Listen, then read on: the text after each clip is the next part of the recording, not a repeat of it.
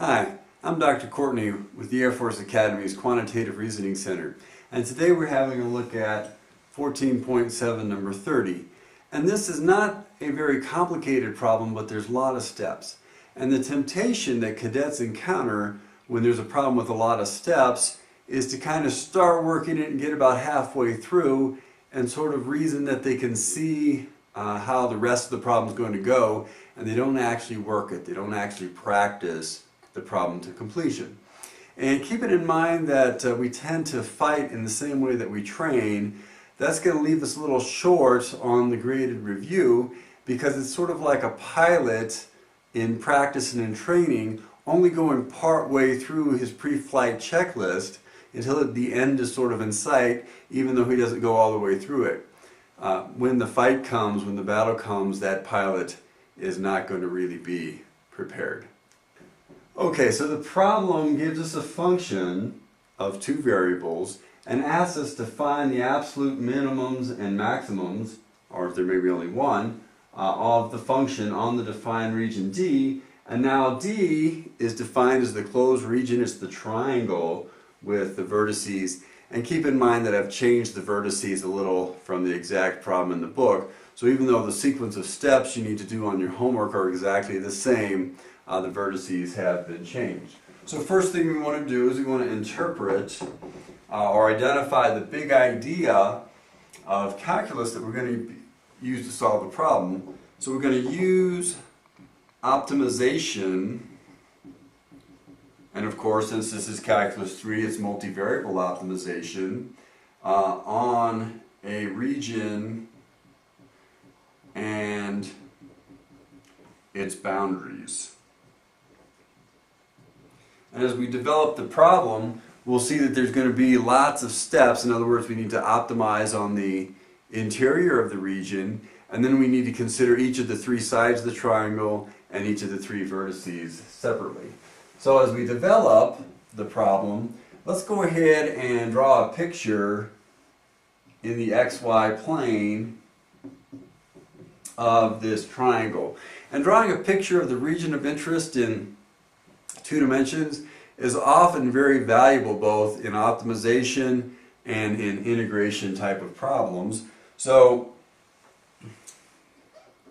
the first point is x equals 2, y equals 0. The second point is x equals 5, y equals 0. And the third point is x equals 2, y equals 4.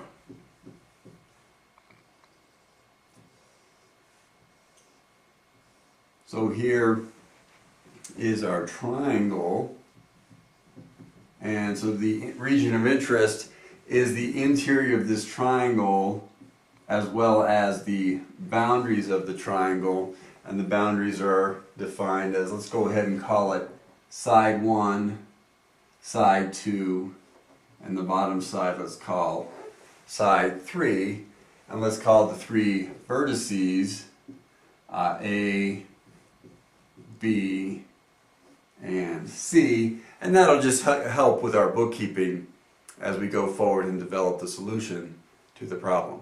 Okay, so let's go ahead and develop our plan. So the first thing that we need to do is we need to identify all the critical points. And once we've got all the critical points on the inside, the three sides, and also test the three vertices, then we need to test them all to see which one's the absolute min and which one's the absolute max. So we want to find the critical points in the interior, and that's the usual approach of calculating partial f, partial x, setting that equal to 0, partial f, partial y, setting that equal to 0. This is a set of two equations and two unknowns, and they can be solved for the values of x and y that satisfy these two equations, and those are the critical points on the interior.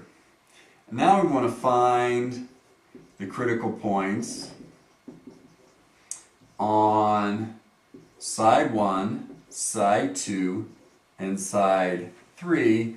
And the way that we need to do this, there's sort of a sub-steps to this part of the plan, is we want to express constraint, and each side has its own constraint. And once we have that equation of constraint, we use that equation of constraint to reduce the dimensionality of the function to one dimension, and then we optimize that one-dimensional function in the usual way, keeping in mind that we need to do this procedure 3 times, once on side 1, once on side 2, and then again on side 3. So we have some critical points perhaps from the interior, we have some critical points perhaps from the 3 sides, and then each one of the vertices is a critical point as well. So then we test all the critical points.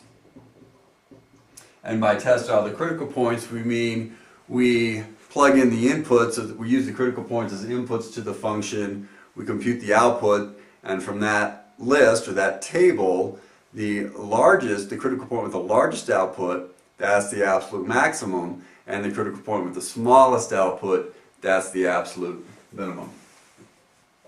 Alright, so let's go ahead and execute the first step of our plan. So we compute the partial derivative with respect to x. So that's going to be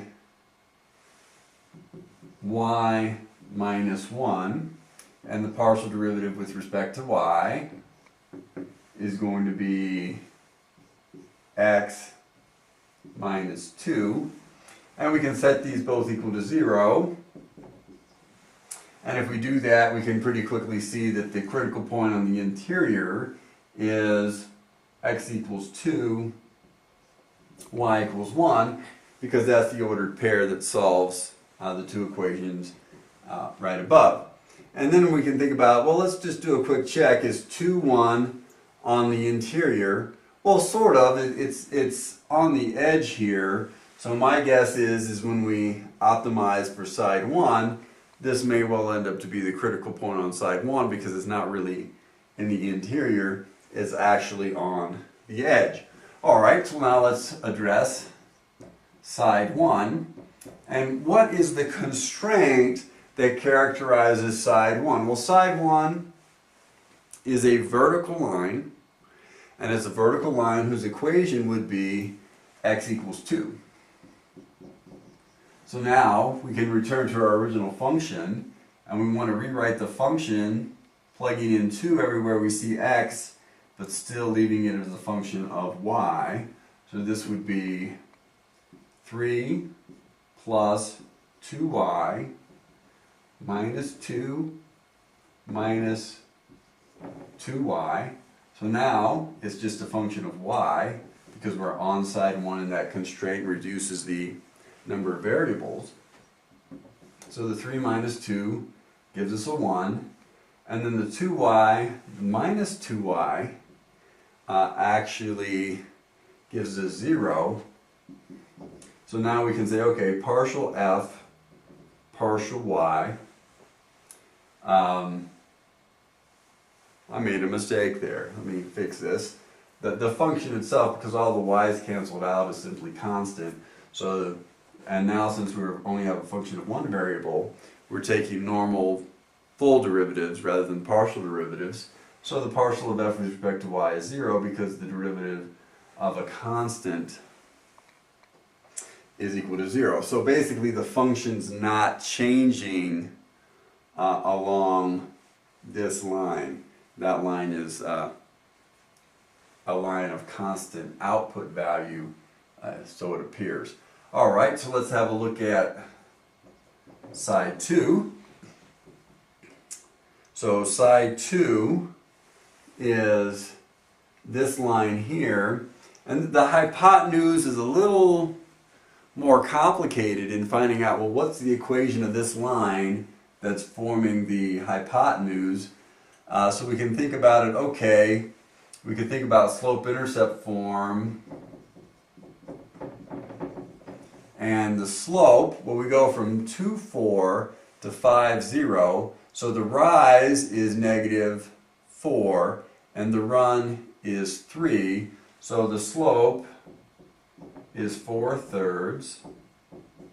And the y-intercept, well, we need to do a little more algebra here to figure that out. So the slope that we have, y is equal to 4/3 x plus b. We can plug in the point 5, 0. So 0 is equal to 4/3 times 5 plus b. So b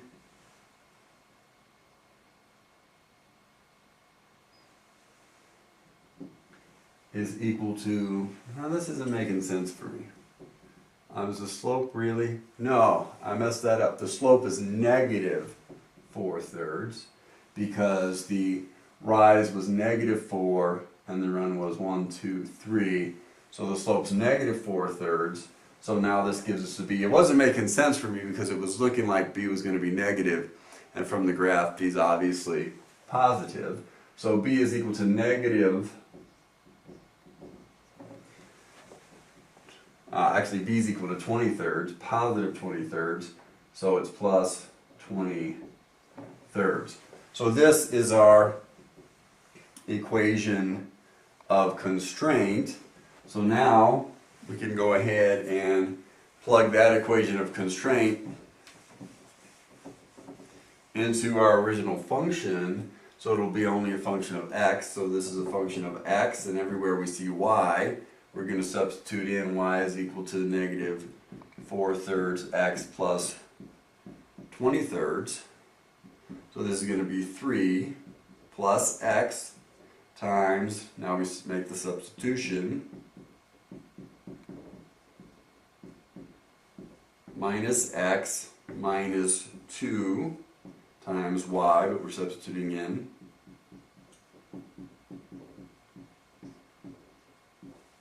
So now simplifying, and again this is our optimization on side 2.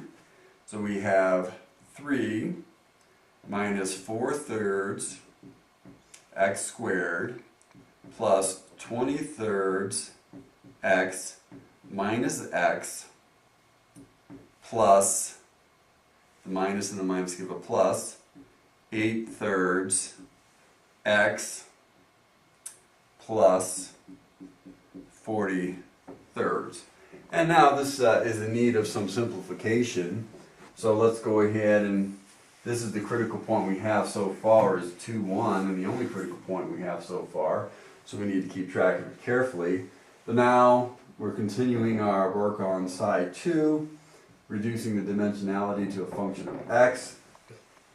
So the constant terms are 3 and 40/3. So all that together would be 49/3. The square term is negative 4/3 x squared, and then it looks like there are 3 linear terms, 20/3 x, x, and 8/3 x. So this would be 28/3 x minus 3/3 x, so it's plus 25/3 times x. And sometimes we need to just take a step back, take a deep breath and say, okay, what's going on? Where are we anyway? We found the critical point in the interior, 2, 1. We tested side 1 for a critical point. We didn't find any because essentially you just have a horizontal situation at that edge. And now we're testing this edge, side 2, for a critical point. We've reduced the function to one variable subject to the constraint of being on that side, and now we can take the derivative with respect to x, and it's minus 8/3 x plus 25/3 is equal to 0. So go ahead and we can subtract that from both sides, multiply through by 3. So we have minus 8x equals minus 25. So x is equal to 25/8, and now we can get the y-coordinate by substituting back into the constraint. Y equals negative 4/3 x plus 20/3. So plugging in, we get -4/3 times 25/8 plus 20/3.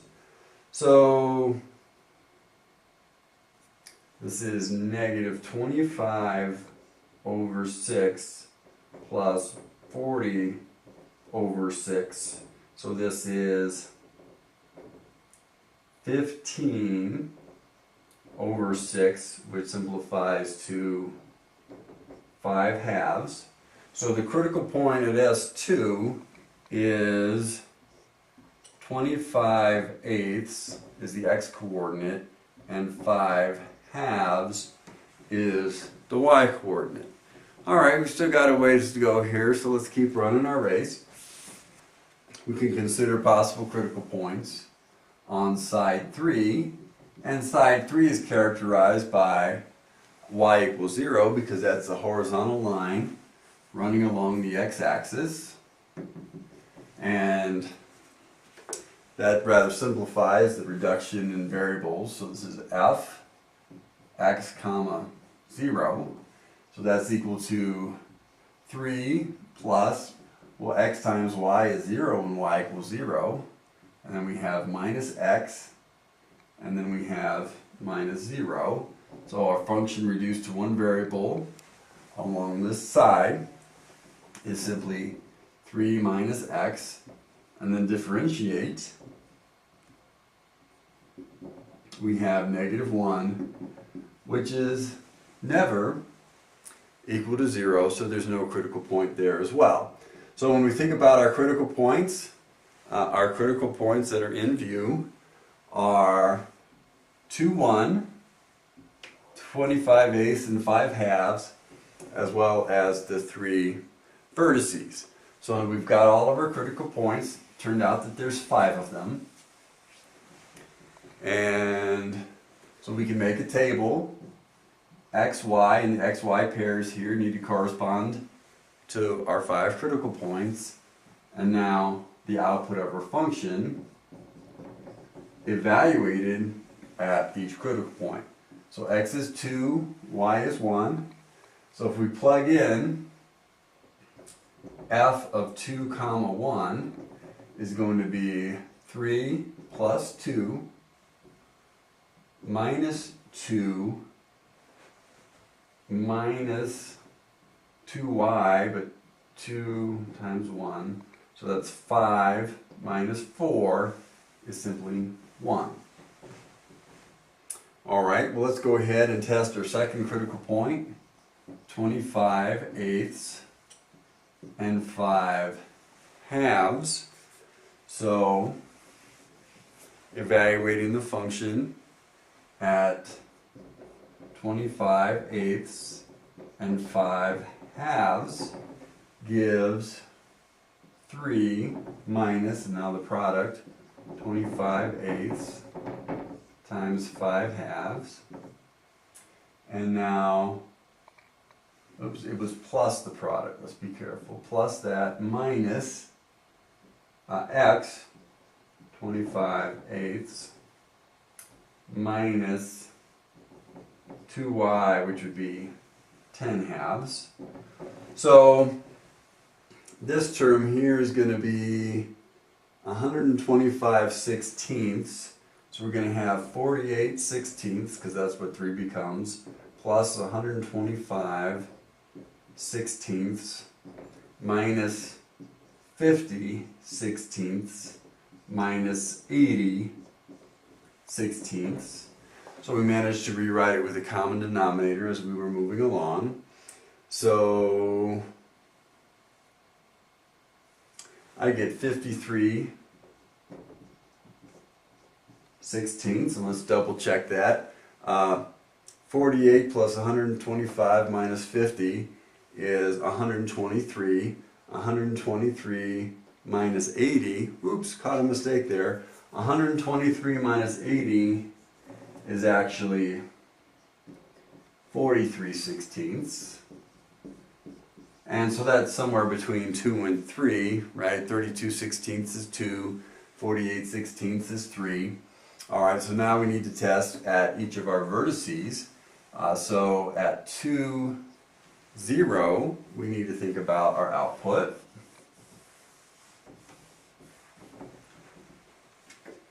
So I'm inputting x is equal to 2, y is equal to 0. We get 3 plus 0 minus 2 minus 0. So this is 1 once again. Alright, and it's possible that there are degenerate minima, in other words that there's more than one minimum that have the same output value. So we'll see that as we go. So let's test 5, 0.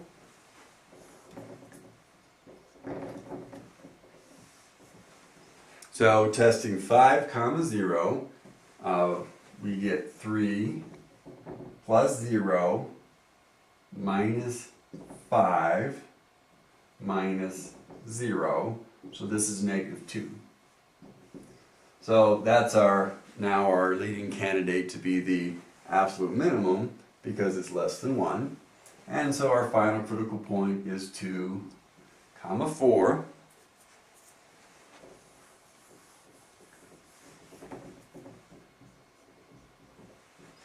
So testing at x equals 2, y equals 4, we get 3 plus 8 minus 2 minus 2 times y, so minus 2 times 4. So this is 11 minus 10, which is equal to 1. Alright, so now we have tested our function at all 5 of our critical points, and we can see that the absolute maximum is a value 43/16, and it occurs at this critical point, and our absolute minimum has an output of -2, and it occurs at x equals 5 and y equals 0. So how might we assess this problem? Well, a couple of ways to do it, but I always like the graphical approach. Simply graph this in 2 dimensions, and if your computer algebra system supports it, just graph it on the domain of the triangle given, and then you can kind of inspect, is the lowest output value really occur at 5, 0, and is it -2? And is the largest output value on that domain really 43/16, and does it occur at the point where we expect? And that would be a rock solid way of double checking our pencil and paper results.